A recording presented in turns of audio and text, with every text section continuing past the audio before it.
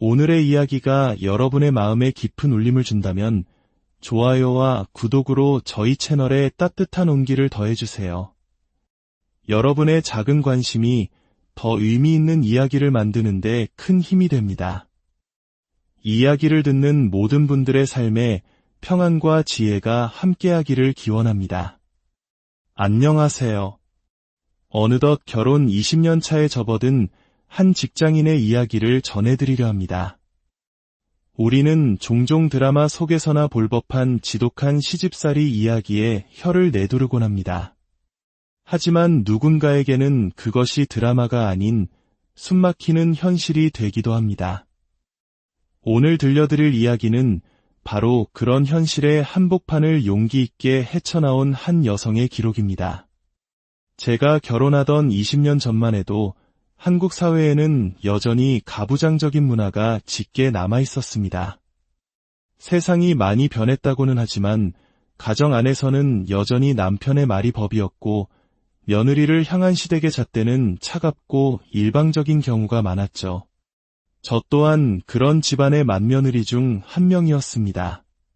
결혼 당시 저와 남편은 사회적 지위나 경제적 능력, 그리고 양가 집안의 수준까지 어느 하나 흠잡을 데 없이 비슷한 상황이었습니다. 시댁에서 특별히 집을 마련해주거나 경제적으로 큰 지원을 해준 것도 아니었죠. 그럼에도 불구하고 시어머니의 아들에 대한 자부심, 이른바 아들부심은 하늘을 찌를 듯했습니다. 이남 일녀 중 장남이었던 제 남편은 시어머니에게 아들이자 때로는 두 번째 남편과도 같았습니다. 무뚝뚝하고 가정에 무심했던 시아버지에게 받지 못한 관심을 시어머니는 오롯이 장남인 제 남편에게 쏟아부었습니다. 그 애정이 아들을 향한 순수한 사랑에서 그쳤다면 좋았겠지만 시어머니는 자신이 쏟아부은 애정만큼, 아니 그 이상을 며느리인 제게서 보상받으려 하셨습니다. 아들은 자신에게 소홀해도 괜찮지만 며느리만큼은 자신을 왕비처럼 떠받들어야 한다고 생각하셨죠. 너는 지금 정신이 있는 거니? 없는 거니? 집안의 맏며느리라는 애가 어떻게 시댁 일에 이렇게나 관심이 없어? 하다못해 나한테 전화라도 한 통해서 어머님 별일 없으세요? 안부라도 묻는 게 정상 아니니? 내가 너한테 와서 집안일을 하라고 했니? 아니면 돈을 벌어다 달라고 했어? 고작 시댁 식구들 좀 챙기라는 말인데 그것조차 못하면서 내가 맏며느리 도리를 다하고 있다고 생각해? 저는 주말마다 시댁을 찾았습니다. 평일 내내 심지어 토요일까지 근무를 하고 퇴근하자마자 시댁으로 달려가 하루를 보내고 집에 돌아오면 저에게 휴일이란 존재하지 않았습니다. 곧바로 다음 날 출근 준비를 해야 했으니까요. 어머님, 저도 내내 일하고 있어요. 주말까지 일하고 바로 여기 와서 하루를 보내고 나면 제게는 쉬는 날이 없어요. 어머님은 제가 안쓰럽지도 않으세요? 매일 전화를 드릴 수도 없고 또 어머님께 전화를 드리면 아들 얘기만 몇 시간씩 하시니 제가 제 일을 볼 수가 없어서 그래요. 차라리 저보다는 아들에게 직접 전화를 하세요. 너 지금 그게 말이라고 하니? 어디 일하는 아들 방해되게 전화를 하라는 거야. 며느리가 됐으면 그런 건 내가 알아서 챙겨야지. 너 지금 일한다고 유세 부리는 거니? 너 보니까 밖에서 일한다는 핑계로 집에서도 내 남편한테 유세 부리는 것 같은데 그럴 거면 당장 일 때려치워. 어디 하늘 같은 서방님을 무시하는 소리를 해. 시어머니에게 제 고충은 그저 변명일 뿐이었습니다. 제가 일을 하면 남편과 시댁을 무시한다고 폄하했고 일을 쉬었을 때는 밖에서 고생하는 아들이 불쌍하다며 눈물바람이셨죠. 이러지도 저러지도 못하는 상황 속에서 시어머니는 늘 늙은 시어미를 방패 삼아 저를 몰아세웠습니다. 이제 갓 50대에 접어드셨음에도 불구하고 말이죠. 아이고, 내가 늙어서 며느리가 대드는 꼴을 다 보네. 아들아, 이것 좀 봐라. 늙은 시어미 앞에서 눈을 똑바로 뜨고 대드는 며느리 좀 보라고. 이걸 보고서도 내 아내가 잘한다고 생각하니? 아이고, 늙으면 죽어야지. 저에게 막말을 퍼붓는 시어머니도 미웠지만 그 모든 상황을 지켜보면서도 단 한 번을 말리거나 제 편을 들어주지 않는 남편은 더욱더 밉고 서러웠습니다. 남편은 본래 무뚝뚝하고 다정한 사람은 아니었습니다. 하지만 저는 그의 강한 책임감과 진중한 모습에 반해 결혼을 결심했죠. 막상 결혼하고 보니 그 책임감의 방향이 저를 향해 있는 것이 아니었습니다. 그것은 오로지 그의 어머니, 시어머니를 향한 것이었죠. 남편은 항상 밖으로만 도는 아버지를 원망했고 홀로 남겨진 어머니를 세상에서 가장 가엾은 사람으로 여겼습니다. 그래서 매 주말 시댁에 가는 것을 당연하게 생각했고 아이들이 태어난 후에는 더욱더 빠짐없이 시댁에 가길 원했습니다. 어느 날 회사 일이 너무 많아 도저히 주말에 시댁에 갈 수 없다고 말한 적이 있었습니다. 여보, 이번 주말에 일이 너무 밀려서 출근해야 할 것 같아. 나 빼고 당신이랑 애들만 다녀와. 어머님께는 내가 전화드릴게. 갑자기 그게 무슨 말이야? 매주 가는 걸 왜 못 가? 일이야 다음 주에 하면 되잖아. 당신 하나 빠진다고 회사 안 망해. 안 그래도 엄마가 주말에 몸보신 해준다고 닭 여러 마리 사오셨다는데 당신이 어떻게 안 가? 가서 닭도 삶고 상 차리는 것도 도와야지. 남편의 반응은 제 예상을 훨씬 뛰어넘었습니다. 얼마 전 자신의 회사 여직원이 집안일 때문에 주말 근무를 못하겠다고 했을 때 요즘 여자들은 책임감이 없다며 온갖 비난을 퍼부었던 그였습니다. 그런 그가 이제는 저에게 시댁일 때문에 회사 일을 빠지라고 하고 있었습니다.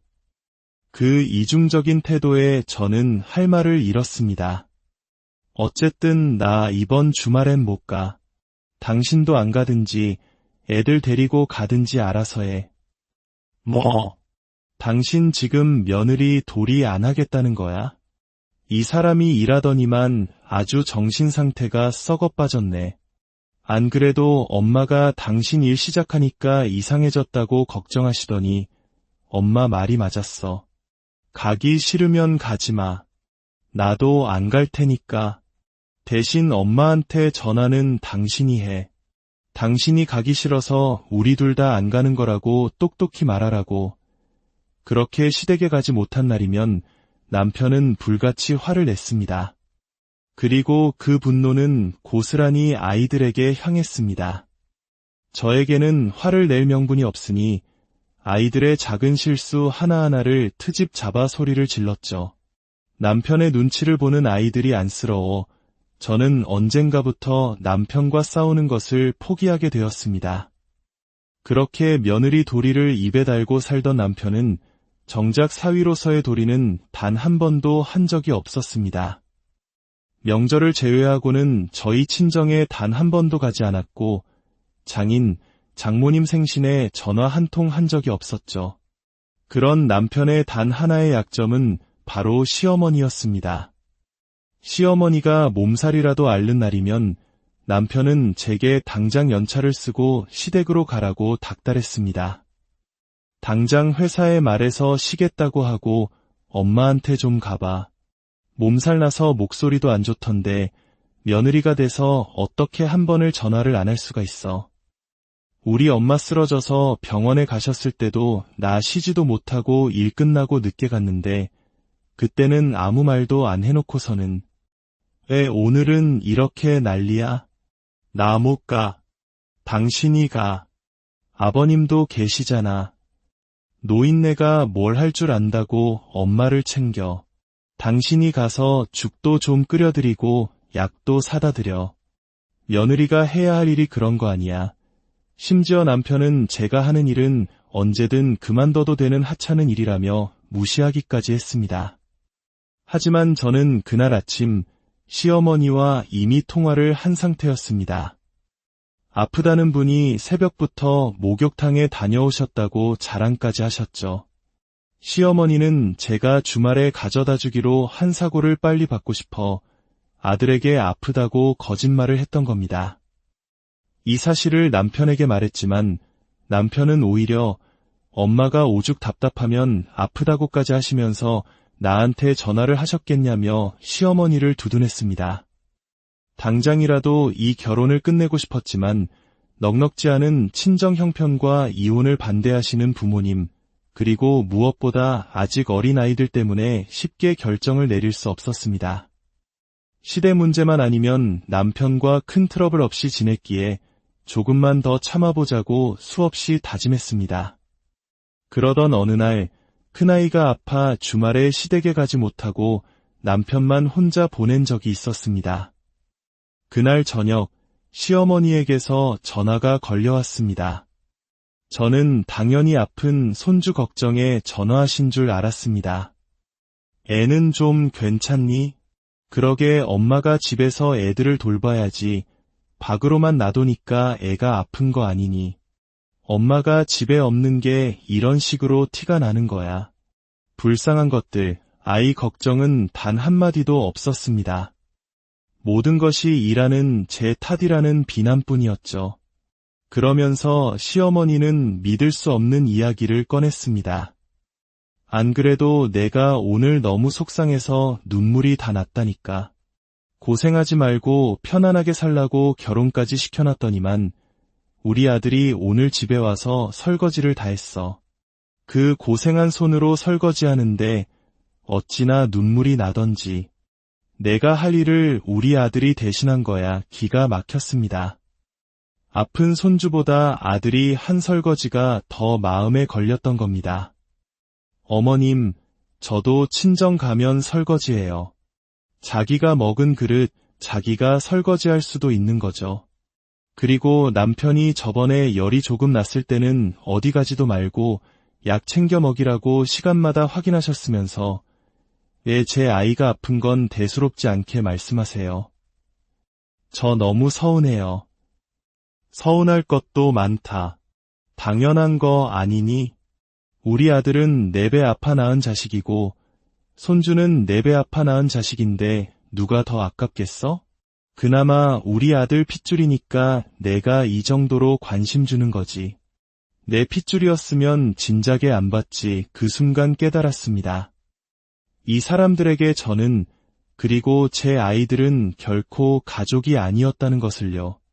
남편 앞에서는 세상 둘도 없는 귀한 손주인 척했지만 남편이 없는 자리에서 시어머니는 아이들에게 단 한 줌의 애정도 주지 않았습니다. 아이들도 점점 크면서 할머니의 이중적인 태도를 느꼈는지 시댁에 가는 것을 꺼려했습니다. 남편은 그런 아이들의 모습을 보며 제가 아이들 버릇을 망쳐놓았다고 탓했습니다. 시어머니와 남편, 세상에 그 두 사람만이 가장 소중한 존재인 것처럼 행동했습니다. 자존심 강하고 자신이 세상에서 제일 잘났다고 생각했던 남편은 그만큼 고집이 셌고 직장 내에서도 트러블이 잦았습니다. 어느 날 직장 상사와의 다툼 끝에 사직서까지 내고 왔다는 남편의 말에 저는 그동안 남편이 벼려놓은 카드값과 빚들이 떠올라 잔소리를 하고 말았습니다. 남편은 100만 원의 생활비를 제외한 모든 월급을 거래처 접대와 선물 비용으로 썼고 그 때문에 집안은 늘 빚에 쪼들렸기 때문입니다. 그 다툼 끝에 남편은 시댁으로 가버렸고 며칠 뒤 시어머니는 어김없이 제게 전화를 걸어 아들을 기죽인다며 온갖 비난을 퍼부었습니다. 가장이 밖에서 길을 펴야 가정이 바로 서는 거야. 당장 와서 무릎 꿇고 사과하고 내 남편 모시고 가. 저는 더 이상 참지 않았습니다. 남편의 경제관념 없는 행동과 무책임한 사직에 대해 조목조목 따졌습니다. 그리고 회사에서 사직서가 반려되었으니 내일 당장 출근하라는 말을 전해달라고 차갑게 말하고 전화를 끊었습니다. 남편은 이성이 있는 사람이었기에 며칠 지나지 않아 땅을 치고 후회하며 제게 돌아왔습니다. 저는 그런 남편을 달래고 또 달래서 다시 회사로 보냈습니다. 이런 위기가 몇 번이나 반복되었습니다. 그 과정 속에서 저는 남편이 사회생활을 제대로 이어갈 수 있도록 보이지 않는 곳에서 수많은 노력을 했습니다. 하지만 시어머니는 언제나 제가 남편의 앞길을 막는 걸림돌이라고 말씀하셨죠. 시간이 흘러 남편은 한 직장에서 10년 넘게 장기 근속을 하게 되었고 마침내 회사 사내이사로 취임하게 되었습니다. 오랜 근무 기간도 있었지만 워낙 능력이 뛰어났던 사람이었기에 모두가 인정하는 승진이었습니다. 그리고 바로 그날 저는 남편과의 20년 결혼 생활에 종지부를 찍기로 결심했습니다. 남편이 사내이사로 취임하고 첫 출근을 하던 날 아침 시어머니가 집으로 찾아왔습니다. 어쩐 일로 나한테 이렇게 친절하게 구니? 내 남편이 사내이사 되니까 이제 좀 무서운 게 생긴 모양이지? 내가 그동안 내가 하는 짓을 다 지켜보고 있었어. 며느리라고 들여놨더니 남편 기나 꺾고 말이야. 오늘이 딱 너를 내보내기 좋은 날이네. 네. 지금 무슨 말씀을 하시는 거예요? 내가 우리 아들 발목만 안 잡았으면 진작에 더 큰 물에서 놀았을 놈이야. 이제 우리 아들은 큰 물에서 놀 거니까 너는 빠져줘야겠다. 시어머니는 저를 내쫓기 위해 이른 아침부터 달려온 것이었습니다. 그리고 그 모든 상황을 지켜보면서도 남편은 아무 말도 하지 않고 있었습니다. 그 침묵이 저에게는 가장 큰 비수였습니다. 하지만 저 또한 이 상황을 예상하지 못했던 것은 아니었습니다. 저는 그동안 조용히 준비해왔던 서류 봉투를 꺼내 두 사람 앞에 던졌습니다. 그리고 담담하게 말했습니다. 어머님 아들이 다니는 그 회사, 새로 취임한 대표이사가 제 친오빠예요. 벙쪄있는 두 사람을 뒤로하고 저는 출근했습니다. 온종일 울리는 전화를 무시했습니다. 남편은 자신의 처남이 회사의 새로운 대표이사가 되었다는 사실에 경악했지만 사실 그가 조금만 주변에 관심을 가졌다면 충분히 알 수 있는 일이었습니다. 그동안 남편은 해외에 있던 저희 오빠가 국내로 복귀하는 것도 자신의 회사의 대표이사로 스카우트되는 과정도 전혀 모르고 있었습니다. 왜냐하면 그는 오로지 자기 자신과 자기 어머니의 세상에만 갇혀 살았기 때문입니다. 심지어 그는 다른 여자를 만나고 있었습니다. 나랑 이혼하더라도 당신 오빠가 우리 회사 대표이사가 되는 게 그렇게 중요해? 공과 사는 구분해야지. 공과 사. 당신이야말로 구분해. 당신이 다른 여자 만나느라 바빠서 우리 가족 일에 관심도 없었잖아. 오빠가 당신 사내이사 된 것도 이미 알고 있었고 당신이 저지른 비리에 대해서도 다 보고받았다고 하던데 당신 지금 나한테 이렇게 따질 때가 아닐 텐데 회사 내부의 심각한 균열로 기존 대표이사가 사임하면서 주주총회에서는 긴급히 해외 동종업계에서 뛰어난 성과를 내고 있던 저희 오빠를 새로운 대표이사로 영입했던 것이었습니다. 남편은 그 모든 사실을 까맣게 모른 채 자신의 외도 사실까지 오빠에게 알려진 상황이었습니다. 남편의 몰락은 순식간이었습니다. 이사직에서 해임되었고 상간녀에게는 위자료 청구 소송을 당했으며 회사에는 막대한 손해를 끼친 것에 대한 책임을 져야 했습니다. 그제야 남편과 시어머니는 제게 무릎을 꿇고 빌었지만 이미 제 마음은 돌아선 뒤였습니다. 20년의 결혼 생활은 그렇게 끝이 났습니다. 그 길었던 인고의 터널을 빠져나온 지금 저는 비로소 제 자신을 위한 삶을 살고 있습니다. 이 이야기는 단순히 한 개인의 불행이나 복수에 대한 이야기가 아닐 것입니다. 이것은 어쩌면 우리 사회의 낡은 가부장적 문화가 만들어낸 슬픈 자화상일지도 모릅니다. 그리고 그 어두운 터널 속에서도 희망을 잃지 않고 자신의 길을 찾아 나선 모든 이들을 위한 작은 오늘의 이야기가 여러분의 마음에 깊은 울림을 준다면 좋아요와 구독으로 저희 채널에 따뜻한 온기를 더해주세요. 여러분의 작은 관심이 더 의미 있는 이야기를 만드는데 큰 힘이 됩니다. 이 이야기를 듣는 모든 분들의 삶에 평안과 지혜가 함께하기를 기원합니다. 안녕하세요. 어느덧 결혼 20년 차에 접어든 한 직장인의 이야기를 전해드리려 합니다. 우리는 종종 드라마 속에서나 볼 법한 지독한 시집살이 이야기에 혀를 내두르곤 합니다. 하지만 누군가에게는 그것이 드라마가 아닌 숨막히는 현실이 되기도 합니다. 오늘 들려드릴 이야기는 바로 그런 현실의 한복판을 용기 있게 헤쳐나온 한 여성의 기록입니다. 제가 결혼하던 20년 전만 해도 한국 사회에는 여전히 가부장적인 문화가 짙게 남아 있었습니다. 세상이 많이 변했다고는 하지만 가정 안에서는 여전히 남편의 말이 법이었고 며느리를 향한 시댁의 잣대는 차갑고 일방적인 경우가 많았죠. 저 또한 그런 집안의 맏며느리 중 한 명이었습니다. 결혼 당시 저와 남편은 사회적 지위나 경제적 능력, 그리고 양가 집안의 수준까지 어느 하나 흠잡을 데 없이 비슷한 상황이었습니다. 시댁에서 특별히 집을 마련해주거나 경제적으로 큰 지원을 해준 것도 아니었죠.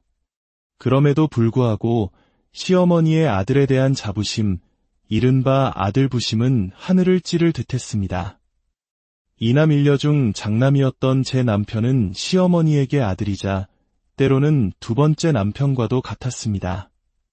무뚝뚝하고 가정에 무심했던 시아버지에게 받지 못한 관심을 시어머니는 오롯이 장남인 제 남편에게 쏟아부었습니다. 그 애정이 아들을 향한 순수한 사랑에서 그쳤다면 좋았겠지만 시어머니는 자신이 쏟아부은 애정만큼, 아니 그 이상을 며느리인 제게서 보상받으려 하셨습니다. 아들은 자신에게 소홀해도 괜찮지만 며느리만큼은 자신을 왕비처럼 떠받들어야 한다고 생각하셨죠. 너는 지금 정신이 있는 거니? 없는 거니? 집안의 맏며느리라는 애가 어떻게 시댁 일에 이렇게나 관심이 없어? 하다못해 나한테 전화라도 한 통해서 어머님 별일 없으세요? 안부라도 묻는 게 정상 아니니? 내가 너한테 와서 집안일을 하라고 했니?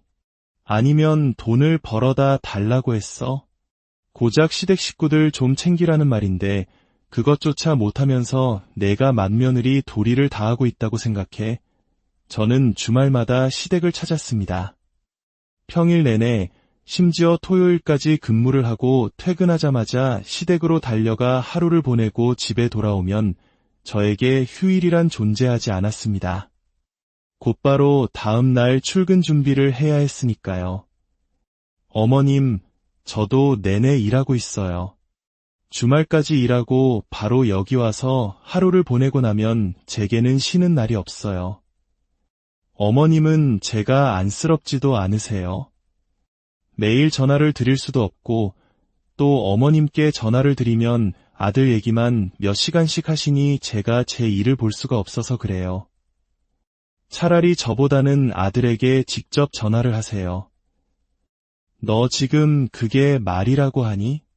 어디 일하는 아들 방해되게 전화를 하라는 거야. 며느리가 됐으면 그런 건 내가 알아서 챙겨야지. 너 지금 일한다고 유세 부리는 거니? 너 보니까 밖에서 일한다는 핑계로 집에서도 내 남편한테 유세 부리는 것 같은데 그럴 거면 당장 일 때려치워. 어디 하늘 같은 서방님을 무시하는 소리를 해.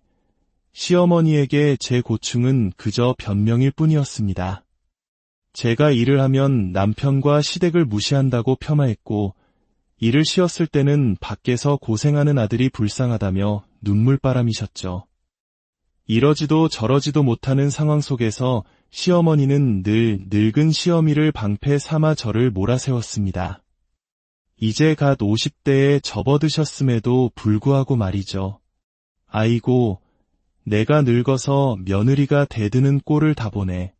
아들아, 이것 좀 봐라. 늙은 시어미 앞에서 눈을 똑바로 뜨고 대드는 며느리 좀 보라고. 이걸 보고서도 내 아내가 잘한다고 생각하니? 아이고, 늙으면 죽어야지. 저에게 막말을 퍼붓는 시어머니도 미웠지만 그 모든 상황을 지켜보면서도 단 한 번을 말리거나 제 편을 들어주지 않는 남편은 더욱더 밉고 서러웠습니다. 남편은 본래 무뚝뚝하고 다정한 사람은 아니었습니다. 하지만 저는 그의 강한 책임감과 진중한 모습에 반해 결혼을 결심했죠. 막상 결혼하고 보니 그 책임감의 방향이 저를 향해 있는 것이 아니었습니다.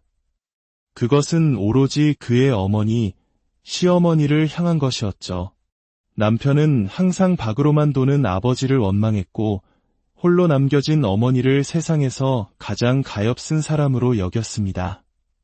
그래서 매 주말 시댁에 가는 것을 당연하게 생각했고 아이들이 태어난 후에는 더욱더 빠짐없이 시댁에 가길 원했습니다. 어느 날 회사 일이 너무 많아 도저히 주말에 시댁에 갈 수 없다고 말한 적이 있었습니다. 여보, 이번 주말에 일이 너무 밀려서 출근해야 할 것 같아. 나 빼고 당신이랑 애들만 다녀와. 어머님께는 내가 전화드릴게. 갑자기 그게 무슨 말이야? 매주 가는 걸 왜 못 가? 일이야 다음 주에 하면 되잖아. 당신 하나 빠진다고 회사 안 망해. 안 그래도 엄마가 주말에 몸보신 해준다고 닭 여러 마리 사오셨다는데 당신이 어떻게 안 가? 가서 닭도 삶고 상 차리는 것도 도와야지. 남편의 반응은 제 예상을 훨씬 뛰어넘었습니다. 얼마 전 자신의 회사 여직원이 집안일 때문에 주말 근무를 못하겠다고 했을 때 요즘 여자들은 책임감이 없다며 온갖 비난을 퍼부었던 그였습니다. 그런 그가 이제는 저에게 시댁일 때문에 회사 일을 빠지라고 하고 있었습니다. 그 이중적인 태도에 저는 할 말을 잃었습니다. 어쨌든 나 이번 주말엔 못 가. 당신도 안 가든지 애들 데리고 가든지 알아서 해. 뭐? 당신 지금 며느리 도리 안 하겠다는 거야? 이 사람이 일하더니만 아주 정신 상태가 썩어 빠졌네. 안 그래도 엄마가 당신 일 시작하니까 이상해졌다고 걱정하시더니 엄마 말이 맞았어. 가기 싫으면 가지 마. 나도 안 갈 테니까. 대신 엄마한테 전화는 당신이 해. 당신이 가기 싫어서 우리 둘 다 안 가는 거라고 똑똑히 말하라고. 그렇게 시댁에 가지 못한 날이면 남편은 불같이 화를 냈습니다. 그리고 그 분노는 고스란히 아이들에게 향했습니다. 저에게는 화를 낼 명분이 없으니 아이들의 작은 실수 하나하나를 트집 잡아 소리를 질렀죠. 남편의 눈치를 보는 아이들이 안쓰러워 저는 언젠가부터 남편과 싸우는 것을 포기하게 되었습니다. 그렇게 며느리 도리를 입에 달고 살던 남편은 정작 사위로서의 도리는 단 한 번도 한 적이 없었습니다. 명절을 제외하고는 저희 친정에 단 한 번도 가지 않았고 장인, 장모님 생신에 전화 한 통 한 적이 없었죠. 그런 남편의 단 하나의 약점은 바로 시어머니였습니다. 시어머니가 몸살이라도 앓는 날이면 남편은 제게 당장 연차를 쓰고 시댁으로 가라고 닥달했습니다. 당장 회사에 말해서 쉬겠다고 하고 엄마한테 좀 가봐. 몸살 나서 목소리도 안 좋던데 며느리가 돼서 어떻게 한 번을 전화를 안 할 수가 있어. 우리 엄마 쓰러져서 병원에 가셨을 때도 나 쉬지도 못하고 일 끝나고 늦게 갔는데 그때는 아무 말도 안 해놓고서는 왜 오늘은 이렇게 난리야? 나 못 가. 당신이 가. 아버님도 계시잖아. 노인네가 뭘 할 줄 안다고 엄마를 챙겨. 당신이 가서 죽도 좀 끓여드리고 약도 사다 드려. 며느리가 해야 할 일이 그런 거 아니야. 심지어 남편은 제가 하는 일은 언제든 그만둬도 되는 하찮은 일이라며 무시하기까지 했습니다. 하지만 저는 그날 아침 시어머니와 이미 통화를 한 상태였습니다. 아프다는 분이 새벽부터 목욕탕에 다녀오셨다고 자랑까지 하셨죠. 시어머니는 제가 주말에 가져다 주기로 한 사고를 빨리 받고 싶어 아들에게 아프다고 거짓말을 했던 겁니다. 이 사실을 남편에게 말했지만 남편은 오히려 엄마가 오죽 답답하면 아프다고까지 하시면서 나한테 전화를 하셨겠냐며 시어머니를 두둔했습니다. 당장이라도 이 결혼을 끝내고 싶었지만 넉넉지 않은 친정 형편과 이혼을 반대하시는 부모님, 그리고 무엇보다 아직 어린 아이들 때문에 쉽게 결정을 내릴 수 없었습니다. 시대 문제만 아니면 남편과 큰 트러블 없이 지냈기에 조금만 더 참아보자고 수없이 다짐했습니다. 그러던 어느 날 큰아이가 아파 주말에 시댁에 가지 못하고 남편만 혼자 보낸 적이 있었습니다. 그날 저녁 시어머니에게서 전화가 걸려왔습니다. 저는 당연히 아픈 손주 걱정에 전화하신 줄 알았습니다. 애는 좀 괜찮니? 그러게 엄마가 집에서 애들을 돌봐야지. 밖으로만 놔두니까 애가 아픈 거 아니니. 엄마가 집에 없는 게 이런 식으로 티가 나는 거야. 불쌍한 것들, 아이 걱정은 단 한마디도 없었습니다. 모든 것이 일하는 제 탓이라는 비난뿐이었죠. 그러면서 시어머니는 믿을 수 없는 이야기를 꺼냈습니다. 안 그래도 내가 오늘 너무 속상해서 눈물이 다 났다니까. 고생하지 말고 편안하게 살라고 결혼까지 시켜놨더니만 우리 아들이 오늘 집에 와서 설거지를 다 했어. 그 고생한 손으로 설거지하는데 어찌나 눈물이 나던지. 내가 할 일을 우리 아들이 대신한 거야. 기가 막혔습니다.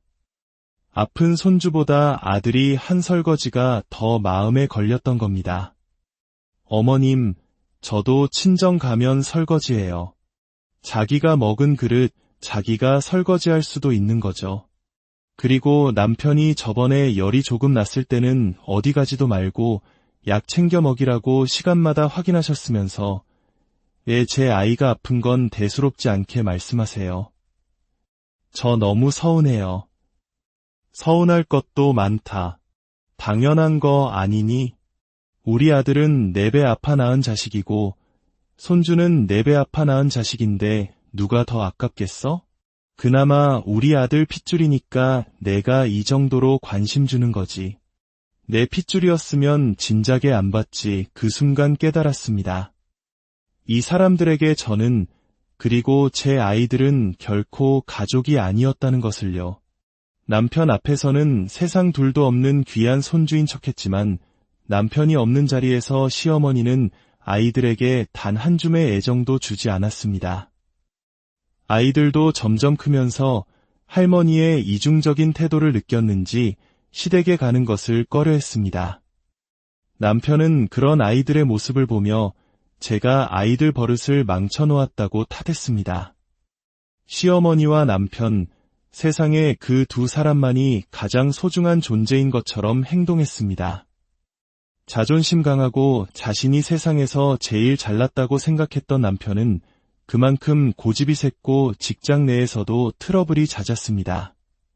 어느 날 직장 상사와의 다툼 끝에 사직서까지 내고 왔다는 남편의 말에 저는 그동안 남편이 벼려놓은 카드값과 빚들이 떠올라 잔소리를 하고 말았습니다. 남편은 100만 원의 생활비를 제외한 모든 월급을 거래처 접대와 선물 비용으로 썼고 그 때문에 집안은 늘 빚에 쪼들렸기 때문입니다. 그 다툼 끝에 남편은 시댁으로 가버렸고 며칠 뒤 시어머니는 어김없이 제게 전화를 걸어 아들을 기죽인다며 온갖 비난을 퍼부었습니다. 가장이 밖에서 길을 펴야 가정이 바로 서는 거야.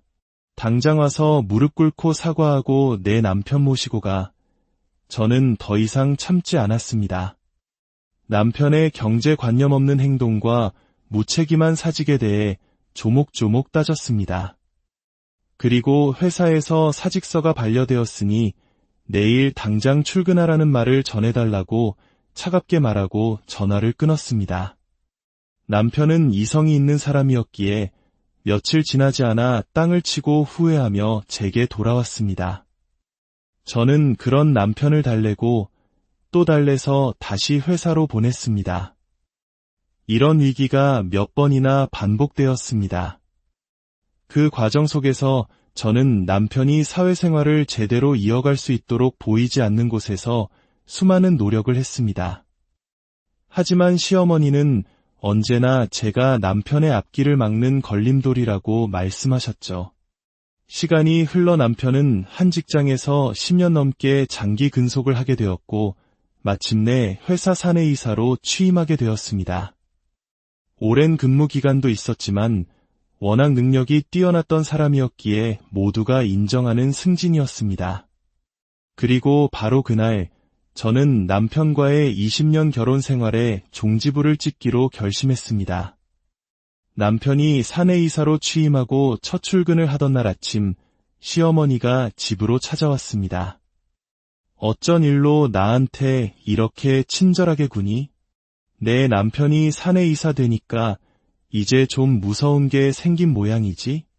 내가 그동안 내가 하는 짓을 다 지켜보고 있었어. 며느리라고 들여놨더니 남편 기나 꺾고 말이야. 오늘이 딱 너를 내보내기 좋은 날이네. 네. 지금 무슨 말씀을 하시는 거예요? 내가 우리 아들 발목만 안 잡았으면 진작에 더 큰 물에서 놀았을 놈이야. 이제 우리 아들은 큰 물에서 놀 거니까 너는 빠져줘야겠다. 시어머니는 저를 내쫓기 위해 이른 아침부터 달려온 것이었습니다. 그리고 그 모든 상황을 지켜보면서도 남편은 아무 말도 하지 않고 있었습니다. 그 침묵이 저에게는 가장 큰 비수였습니다. 하지만 저 또한 이 상황을 예상하지 못했던 것은 아니었습니다. 저는 그동안 조용히 준비해왔던 서류 봉투를 꺼내 두 사람 앞에 던졌습니다. 그리고 담담하게 말했습니다. 어머님 아들이 다니는 그 회사, 새로 취임한 대표이사가 제 친오빠예요. 벙쪄있는 두 사람을 뒤로하고 저는 출근했습니다. 온종일 울리는 전화를 무시했습니다. 남편은 자신의 처남이 회사의 새로운 대표이사가 되었다는 사실에 경악했지만 사실 그가 조금만 주변에 관심을 가졌다면 충분히 알 수 있는 일이었습니다. 그동안 남편은 해외에 있던 저희 오빠가 국내로 복귀하는 것도 자신의 회사의 대표이사로 스카우트되는 과정도 전혀 모르고 있었습니다. 왜냐하면 그는 오로지 자기 자신과 자기 어머니의 세상에만 갇혀 살았기 때문입니다. 심지어 그는 다른 여자를 만나고 있었습니다. 나랑 이혼하더라도 당신 오빠가 우리 회사 대표이사가 되는 게 그렇게 중요해? 공과 사는 구분해야지. 공과 사. 당신이야말로 구분해. 당신이 다른 여자 만나느라 바빠서 우리 가족 일에 관심도 없었잖아. 오빠가 당신 사내이사 된 것도 이미 알고 있었고 당신이 저지른 비리에 대해서도 다 보고받았다고 하던데 당신 지금 나한테 이렇게 따질 때가 아닐 텐데 회사 내부의 심각한 균열로 기존 대표이사가 사임하면서 주주총회에서는 긴급히 해외 동종업계에서 뛰어난 성과를 내고 있던 저희 오빠를 새로운 대표이사로 영입했던 것이었습니다. 남편은 그 모든 사실을 까맣게 모른 채 자신의 외도 사실까지 오빠에게 알려진 상황이었습니다. 남편의 몰락은 순식간이었습니다. 이사직에서 해임되었고 상간녀에게는 위자료 청구 소송을 당했으며 회사에는 막대한 손해를 끼친 것에 대한 책임을 져야 했습니다. 그제야 남편과 시어머니는 제게 무릎을 꿇고 빌었지만 이미 제 마음은 돌아선 뒤였습니다. 20년의 결혼 생활은 그렇게 끝이 났습니다. 그 길었던 인고의 터널을 빠져나온 지금 저는 비로소 제 자신을 위한 삶을 살고 있습니다. 이 이야기는 단순히 한 개인의 불행이나 복수에 대한 이야기가 아닐 것입니다. 이것은 어쩌면 우리 사회의 낡은 가부장적 문화가 만들어낸 슬픈 자화상일지도 모릅니다. 그리고 그 어두운 터널 속에서도 희망을 잃지 않고 자신의 길을 찾아 나선 모든 이들을 위한 작은 오늘의 이야기가 여러분의 마음에 깊은 울림을 준다면 좋아요와 구독으로 저희 채널에 따뜻한 온기를 더해주세요. 여러분의 작은 관심이 더 의미 있는 이야기를 만드는 데 큰 힘이 됩니다. 이야기를 듣는 모든 분들의 삶에 평안과 지혜가 함께하기를 기원합니다. 안녕하세요. 어느덧 결혼 20년 차에 접어든 한 직장인의 이야기를 전해드리려 합니다. 우리는 종종 드라마 속에서나 볼 법한 지독한 시집살이 이야기에 혀를 내두르곤 합니다. 하지만 누군가에게는 그것이 드라마가 아닌 숨막히는 현실이 되기도 합니다. 오늘 들려드릴 이야기는 바로 그런 현실의 한복판을 용기 있게 헤쳐나온 한 여성의 기록입니다. 제가 결혼하던 20년 전만 해도 한국 사회에는 여전히 가부장적인 문화가 짙게 남아 있었습니다. 세상이 많이 변했다고는 하지만 가정 안에서는 여전히 남편의 말이 법이었고 며느리를 향한 시댁의 잣대는 차갑고 일방적인 경우가 많았죠. 저 또한 그런 집안의 맏며느리 중 한 명이었습니다. 결혼 당시 저와 남편은 사회적 지위나 경제적 능력, 그리고 양가 집안의 수준까지 어느 하나 흠잡을 데 없이 비슷한 상황이었습니다. 시댁에서 특별히 집을 마련해주거나 경제적으로 큰 지원을 해준 것도 아니었죠. 그럼에도 불구하고 시어머니의 아들에 대한 자부심, 이른바 아들부심은 하늘을 찌를 듯했습니다. 이남 일녀 중 장남이었던 제 남편은 시어머니에게 아들이자 때로는 두 번째 남편과도 같았습니다. 무뚝뚝하고 가정에 무심했던 시아버지에게 받지 못한 관심을 시어머니는 오롯이 장남인 제 남편에게 쏟아부었습니다. 그 애정이 아들을 향한 순수한 사랑에서 그쳤다면 좋았겠지만 시어머니는 자신이 쏟아부은 애정만큼, 아니 그 이상을 며느리인 제게서 보상받으려 하셨습니다. 아들은 자신에게 소홀해도 괜찮지만 며느리만큼은 자신을 왕비처럼 떠받들어야 한다고 생각하셨죠. 너는 지금 정신이 있는 거니? 없는 거니?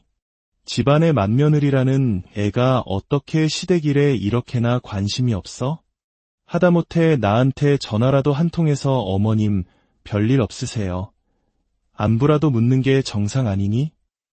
내가 너한테 와서 집안일을 하라고 했니? 아니면 돈을 벌어다 달라고 했어? 고작 시댁 식구들 좀 챙기라는 말인데 그것조차 못하면서 내가 맏며느리 도리를 다하고 있다고 생각해? 저는 주말마다 시댁을 찾았습니다.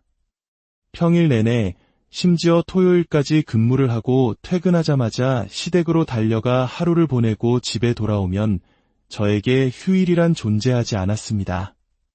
곧바로 다음 날 출근 준비를 해야 했으니까요. 어머님, 저도 내내 일하고 있어요. 주말까지 일하고 바로 여기 와서 하루를 보내고 나면 제게는 쉬는 날이 없어요. 어머님은 제가 안쓰럽지도 않으세요? 매일 전화를 드릴 수도 없고 또 어머님께 전화를 드리면 아들 얘기만 몇 시간씩 하시니 제가 제 일을 볼 수가 없어서 그래요. 차라리 저보다는 아들에게 직접 전화를 하세요. 너 지금 그게 말이라고 하니? 어디 일하는 아들 방해되게 전화를 하라는 거야. 며느리가 됐으면 그런 건 내가 알아서 챙겨야지. 너 지금 일한다고 유세 부리는 거니? 너 보니까 밖에서 일한다는 핑계로 집에서도 내 남편한테 유세 부리는 것 같은데 그럴 거면 당장 일 때려치워. 어디 하늘 같은 서방님을 무시하는 소리를 해. 시어머니에게 제 고충은 그저 변명일 뿐이었습니다. 제가 일을 하면 남편과 시댁을 무시한다고 폄하했고 일을 쉬었을 때는 밖에서 고생하는 아들이 불쌍하다며 눈물바람이셨죠. 이러지도 저러지도 못하는 상황 속에서 시어머니는 늘 늙은 시어미를 방패 삼아 저를 몰아세웠습니다. 이제 갓 50대에 접어드셨음에도 불구하고 말이죠. 아이고, 내가 늙어서 며느리가 대드는 꼴을 다 보네. 아들아, 이것 좀 봐라. 늙은 시어미 앞에서 눈을 똑바로 뜨고 대드는 며느리 좀 보라고. 이걸 보고서도 내 아내가 잘한다고 생각하니? 아이고, 늙으면 죽어야지. 저에게 막말을 퍼붓는 시어머니도 미웠지만 그 모든 상황을 지켜보면서도 단 한 번을 말리거나 제 편을 들어주지 않는 남편은 더욱더 밉고 서러웠습니다. 남편은 본래 무뚝뚝하고 다정한 사람은 아니었습니다. 하지만 저는 그의 강한 책임감과 진중한 모습에 반해 결혼을 결심했죠. 막상 결혼하고 보니 그 책임감의 방향이 저를 향해 있는 것이 아니었습니다. 그것은 오로지 그의 어머니, 시어머니를 향한 것이었죠. 남편은 항상 밖으로만 도는 아버지를 원망했고 홀로 남겨진 어머니를 세상에서 가장 가엾은 사람으로 여겼습니다. 그래서 매 주말 시댁에 가는 것을 당연하게 생각했고 아이들이 태어난 후에는 더욱더 빠짐없이 시댁에 가길 원했습니다. 어느 날 회사 일이 너무 많아 도저히 주말에 시댁에 갈 수 없다고 말한 적이 있었습니다. 여보, 이번 주말에 일이 너무 밀려서 출근해야 할 것 같아. 나 빼고 당신이랑 애들만 다녀와. 어머님께는 내가 전화드릴게. 갑자기 그게 무슨 말이야? 매주 가는 걸 왜 못 가? 일이야 다음 주에 하면 되잖아. 당신 하나 빠진다고 회사 안 망해. 안 그래도 엄마가 주말에 몸보신 해준다고 닭 여러 마리 사오셨다는데 당신이 어떻게 안 가? 가서 닭도 삶고 상 차리는 것도 도와야지. 남편의 반응은 제 예상을 훨씬 뛰어넘었습니다. 얼마 전 자신의 회사 여직원이 집안일 때문에 주말 근무를 못하겠다고 했을 때 요즘 여자들은 책임감이 없다며 온갖 비난을 퍼부었던 그였습니다. 그런 그가 이제는 저에게 시댁일 때문에 회사 일을 빠지라고 하고 있었습니다. 그 이중적인 태도에 저는 할 말을 잃었습니다. 어쨌든 나 이번 주말엔 못 가. 당신도 안 가든지 애들 데리고 가든지 알아서 해. 뭐? 당신 지금 며느리 도리 안 하겠다는 거야? 이 사람이 일하더니만 아주 정신 상태가 썩어 빠졌네. 안 그래도 엄마가 당신 일 시작하니까 이상해졌다고 걱정하시더니 엄마 말이 맞았어. 가기 싫으면 가지 마. 나도 안 갈 테니까. 대신 엄마한테 전화는 당신이 해. 당신이 가기 싫어서 우리 둘 다 안 가는 거라고 똑똑히 말하라고. 그렇게 시댁에 가지 못한 날이면 남편은 불같이 화를 냈습니다. 그리고 그 분노는 고스란히 아이들에게 향했습니다. 저에게는 화를 낼 명분이 없으니 아이들의 작은 실수 하나하나를 트집 잡아 소리를 질렀죠. 남편의 눈치를 보는 아이들이 안쓰러워 저는 언젠가부터 남편과 싸우는 것을 포기하게 되었습니다. 그렇게 며느리 도리를 입에 달고 살던 남편은 정작 사위로서의 도리는 단 한 번도 한 적이 없었습니다. 명절을 제외하고는 저희 친정에 단 한 번도 가지 않았고 장인, 장모님 생신에 전화 한 통 한 적이 없었죠. 그런 남편의 단 하나의 약점은 바로 시어머니였습니다. 시어머니가 몸살이라도 앓는 날이면 남편은 제게 당장 연차를 쓰고 시댁으로 가라고 닥달했습니다. 당장 회사에 말해서 쉬겠다고 하고 엄마한테 좀 가봐. 몸살 나서 목소리도 안 좋던데 며느리가 돼서 어떻게 한 번을 전화를 안 할 수가 있어. 우리 엄마 쓰러져서 병원에 가셨을 때도 나 쉬지도 못하고 일 끝나고 늦게 갔는데 그때는 아무 말도 안 해놓고서는 왜 오늘은 이렇게 난리야? 나 못 가. 당신이 가. 아버님도 계시잖아. 노인네가 뭘 할 줄 안다고 엄마를 챙겨. 당신이 가서 죽도 좀 끓여드리고 약도 사다 드려. 며느리가 해야 할 일이 그런 거 아니야. 심지어 남편은 제가 하는 일은 언제든 그만둬도 되는 하찮은 일이라며 무시하기까지 했습니다. 하지만 저는 그날 아침 시어머니와 이미 통화를 한 상태였습니다. 아프다는 분이 새벽부터 목욕탕에 다녀오셨다고 자랑까지 하셨죠. 시어머니는 제가 주말에 가져다 주기로 한 사고를 빨리 받고 싶어 아들에게 아프다고 거짓말을 했던 겁니다.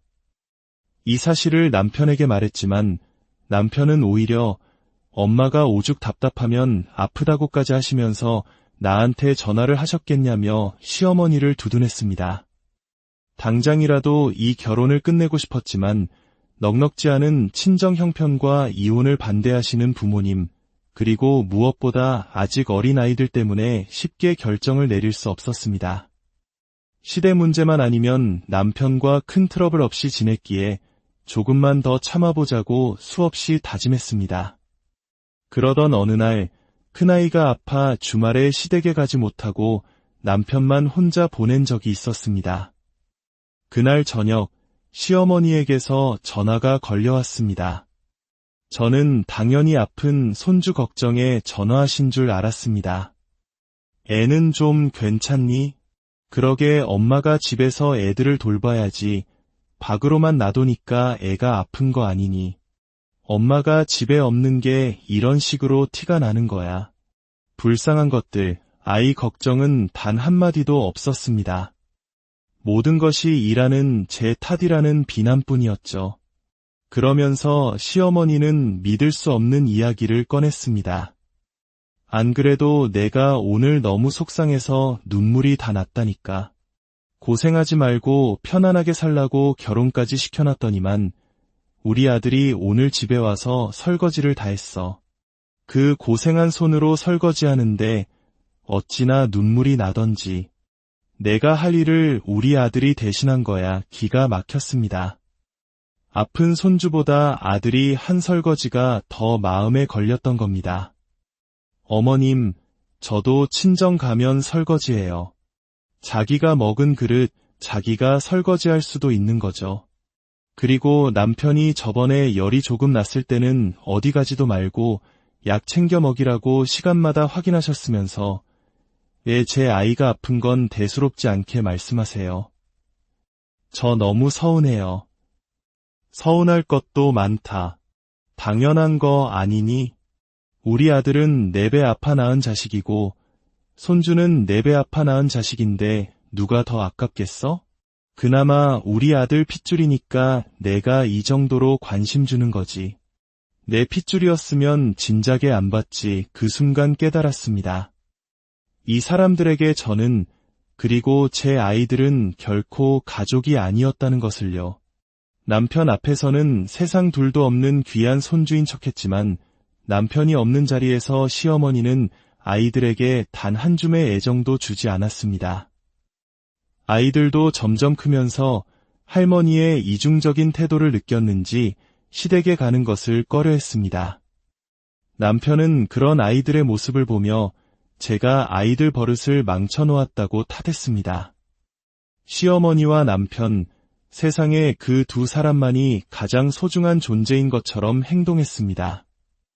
자존심 강하고 자신이 세상에서 제일 잘났다고 생각했던 남편은 그만큼 고집이 셌고 직장 내에서도 트러블이 잦았습니다. 어느 날 직장 상사와의 다툼 끝에 사직서까지 내고 왔다는 남편의 말에 저는 그동안 남편이 벼려놓은 카드값과 빚들이 떠올라 잔소리를 하고 말았습니다. 남편은 100만 원의 생활비를 제외한 모든 월급을 거래처 접대와 선물 비용으로 썼고 그 때문에 집안은 늘 빚에 쪼들렸기 때문입니다. 그 다툼 끝에 남편은 시댁으로 가버렸고 며칠 뒤 시어머니는 어김없이 제게 전화를 걸어 아들을 기죽인다며 온갖 비난을 퍼부었습니다. 가장이 밖에서 길을 펴야 가정이 바로 서는 거야. 당장 와서 무릎 꿇고 사과하고 내 남편 모시고 가. 저는 더 이상 참지 않았습니다.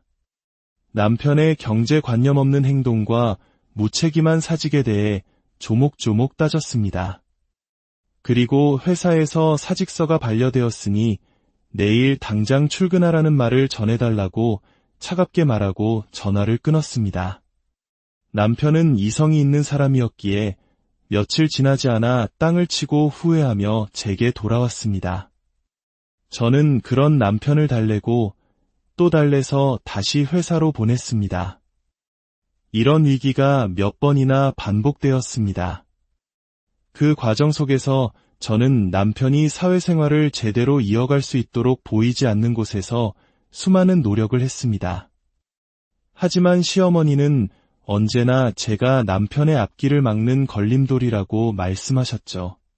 시간이 흘러 남편은 한 직장에서 10년 넘게 장기 근속을 하게 되었고 마침내 회사 사내이사로 취임하게 되었습니다. 오랜 근무 기간도 있었지만 워낙 능력이 뛰어났던 사람이었기에 모두가 인정하는 승진이었습니다. 그리고 바로 그날 저는 남편과의 20년 결혼 생활에 종지부를 찍기로 결심했습니다. 남편이 사내이사로 취임하고 첫 출근을 하던 날 아침 시어머니가 집으로 찾아왔습니다. 어쩐 일로 나한테 이렇게 친절하게 구니? 내 남편이 사내이사 되니까 이제 좀 무서운 게 생긴 모양이지? 내가 그동안 내가 하는 짓을 다 지켜보고 있었어. 며느리라고 들여놨더니 남편 기나 꺾고 말이야. 오늘이 딱 너를 내보내기 좋은 날이네. 네. 지금 무슨 말씀을 하시는 거예요? 내가 우리 아들 발목만 안 잡았으면 진작에 더 큰 물에서 놀았을 놈이야. 이제 우리 아들은 큰 물에서 놀 거니까 너는 빠져줘야겠다. 시어머니는 저를 내쫓기 위해 이른 아침부터 달려온 것이었습니다. 그리고 그 모든 상황을 지켜보면서도 남편은 아무 말도 하지 않고 있었습니다. 그 침묵이 저에게는 가장 큰 비수였습니다. 하지만 저 또한 이 상황을 예상하지 못했던 것은 아니었습니다. 저는 그동안 조용히 준비해왔던 서류 봉투를 꺼내 두 사람 앞에 던졌습니다. 그리고 담담하게 말했습니다. 어머님 아들이 다니는 그 회사 새로 취임한 대표이사가 제 친오빠예요. 벙쪄있는 두 사람을 뒤로하고 저는 출근했습니다. 온종일 울리는 전화를 무시했습니다. 남편은 자신의 처남이 회사의 새로운 대표이사가 되었다는 사실에 경악했지만 사실 그가 조금만 주변에 관심을 가졌다면 충분히 알 수 있는 일이었습니다.